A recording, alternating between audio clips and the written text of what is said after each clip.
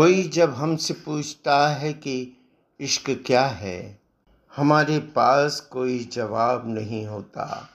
अक्सर सोचकर कह देते हैं, जिस्म और रूह के दरमियाँ एक पाकीज़ा लकीर है। उस लकीर को देख पाओगे? यदि तुमने उस लकीर को देख लिया तो इश्क क्या है अपने आप समझ जाओगे। हमसे ये सवाल भी न करना कि इश्क कैसे करेंगे। हमारे पास एक ही जवाब है कि इश्क कीजिए, खुलकर सरेआम कीजिए। भला पूजा भी कोई छिप छिप के किया करता है? साथियों नमस्कार, मैं गिरीश बिल्लोरे अपने साथ लेकर आया हूँ अपने मन की बात, इश्क से वाबस्ता बात। और वो इसलिए क्योंकि आज का दौर शॉर्ट टर्म लव स्टोरी का दौर है। प्रेम कथाएं पैचअप, ब्रेकअप, मल्टीपल लव जैसे इवेंट के साथ जुड़ी हुई हैं। हर लव स्टोरी में एक सोना, एक बाबू होता है। दुनिया में राधा कृष्ण, शकुंतला दुष्यंत, नल दमयंती, सोहनी महिवाल, सस्सी पुन्नू, मिर्ज़ा साहिबा, शीरी फरहाद, यूसुफ जुलेखा, लैला मजनू, रोमियो जूलियट और अमृता प्रीतम और इमरोज़ की प्रेम कथा अमर प्रेम कथा की तरह हमारे जेहन पर चस्पा है। आज हम हीर रांझा की कहानी पेश करते हैं और अगले अंक में हम अमृता इमरोज़ की कहानी आप तक लेकर आएंगे। बीच की कहानियाँ वो भी सुनाएंगे जिनका हमने जिक्र किया है पहले। तब तक आप इस चैनल को सब्सक्राइब कर लीजिए ना। कहानी की नायिका हीर पंजाब के झंग शहर के जाट परिवार में जन्मी थी। हीर का परिवार बहुत संपन्न था। घर में धन दौलत, मान सम्मान, प्यार की उसे कभी कमी महसूस नहीं हुई थी। और रांझा चनाब नदी के किनारे तख्त हाजरा नाम के गांव में रहा करता था। वह अपने पिता की सबसे छोटी संतान था। उसके पिता उससे बेपनाह मोहब्बत करते थे। रांझा वंजली का कलाकार था, यानी वह बांसुरी बजाया करता था। पिता के प्यार ने उसकी बांसुरी के सुरों में ऐसी मिठास घोली कि कोई भी उस पर आकर्षित हो जाता, कृष्ण की तरह। उसके बाकी तीनों बड़े भाई खेतों में मेहनत करते, अनाज उगा कर लाते।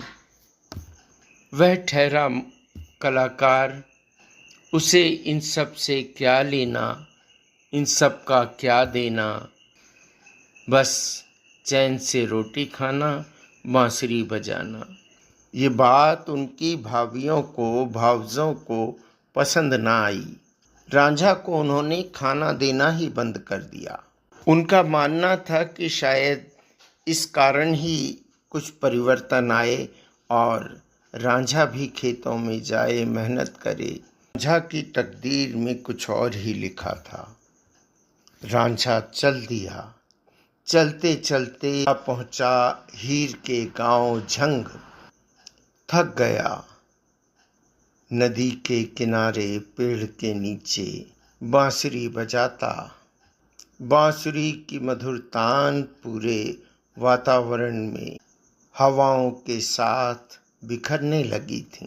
हीर अपनी सखियों के साथ नदी से पानी लेने पहुंची और जब उसने बांसुरी की आवाज़ सुनी तो बेचैन हो उठी। सखियां पानी भर भर कर अपने घर जा रही थी, लेकिन बांसुरी की तान में खोई हीर इधर उधर देखती, जानना चाहती थी कि यह कौन है, जो इतनी मधुर तान छेड़ रहा है। तभी उससे एक झाड़ के नीचे रांझा दिखा। इधर सखियां वापस आने लगीं। उन्हें जवाब जो देना था कि हीर को कहाँ छोड़ आई। हीर को वापस लेने हीर के पास आई, लेकिन हीर का घड़ा आधा भरा था, आधा खाली। बेसुध सी हीर पेड़ की तरफ ताक रही थी। सखियों ने उसे समझाया।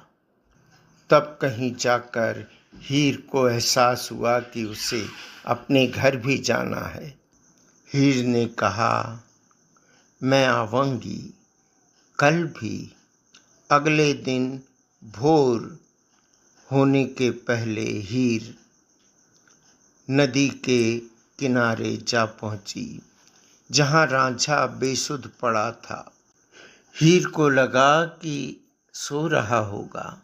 हीर ने उसे हिलाया डुलाया, परंतु वो जाग न सका। जागा तो आंखें थोड़ी सी खोली और फिर बेसुध हो गया। हीर समझ गई कि यह बंदा किसी न किसी परेशानी में है। उसे रांझे की भूख महसूस होने लगी। उसे रांझे की तकलीफ महसूस होने लगी। बस क्या था, घर पहुंची वापस और बासी रोटियां लेकर आ गई। अभी भी रांझा बेसुध पड़ा था। हीर ने उसके मुंह पर पानी डाला। तब कहीं जाकर रांझे की बेसुधी खत्म हुई। हीर ने रांझे के सामने घर की बासी रोटियां रख दी। बेसुध रांझे ने धीरे धीरे करके रोटियां खाईं और उसे एहसास हुआ कि वो जिंदा है। फिर हीर और रांझे में बात शुरू हुई। बात बढ़ते बढ़ते प्रेम तक जा पहुंची। रांझा कहने लगा, मैं कुछ भी नहीं करता हूँ, मैं यहाँ बेरोजगार हूँ। हीर ने कहा, तुम चिंता ना करो, मैं अपने पिता से कहकर तुम्हें कुछ काम पर रखवा दूंगी। बस तुम मुझे बदले में बांसुरी सुनाया करना। हीर ने अपने पिता को बताया कि एक लड़का है जो नदी के किनारे रहा करता है, झाड़ के नीचे। उसे कोई काम पर रख लेते हैं। पिता हीर की हर बात मानते थे। उनके पास काम तो कुछ ना था, पर हीर से वादा कर दिया कि मैं उस लड़के को अपने खेतों के काम में लगा लूँगा। रांझे को हीर के पिता ने गाय संभालने के काम पर रख लिया। हीर उस चरवाहे का रोज रास्ता देखती। हीर को प्रेम हो गया था और फिर हीर और रांझा छिप छिप कर मिलने लगे थे। हीर के चाचा को यह बात पसंद न आई। उसने हीर के पिता और माँ मलकी को बता दिया। एक गरीब चरवाहा हीर के लिए उपयुक्त कैसे हो सकता था। समाज में गैर बराबरी का इश्क लाजमी नहीं माना जाता। क्या था, हीर की शादी सैदा नाम के एक व्यक्ति से कर दी गई और रांझे का एक बार फिर दिल टूट गया। अपनी बांसुरी लेके वह योगी बनने चल पड़ा। बाबा गोरखनाथ के डेरे टिल्ला जोगिया में पहुंच गया। गोरखनाथ के चेले अपने कान छिदाकर बालियां पहनते, कनफटे साधु कहलाते। रांझा भी कान छिदाकर अलख निरंजन का जाप करता पूरे पंजाब में घूमता रहा। घूमते घूमते एक दिन वह हीर के ससुराल वाले गांव में पहुंचा। हीर को रांझे की मौजूदगी का एहसास हो गया। बेसुध भागती भागती कनफड़े साधु के पास जा पहुंची। दोनों ने एक दूसरे को अंकपाश में भर लिया।